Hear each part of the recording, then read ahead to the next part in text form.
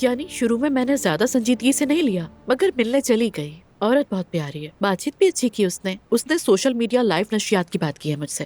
میں نے محض شائستگی میں کہا کہ سوچوں گی، مگر یہ کام میرے مزاج کا نہیں۔ تم اتنی نیگیٹو کیوں؟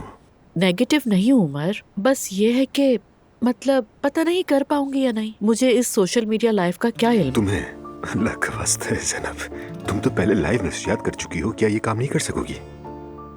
یا تمہیں یہ کام پسند نہیں ہے؟ نہیں، ناپسند کرنے کی بات نہیں ہے، ایسا کیسے ہو سکتا ہے؟ بس یہ ہے کہ کر پاؤں گی یا نہیں اس کا یقین نہیں ہے۔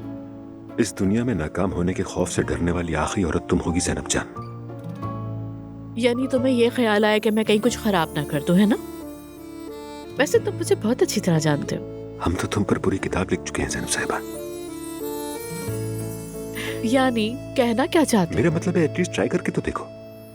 مطلب آزمانے میں تو کوئی نقصان نہیں ہے، مگر ایک مسئلہ اور بھی ہے۔ اور وہ کیا؟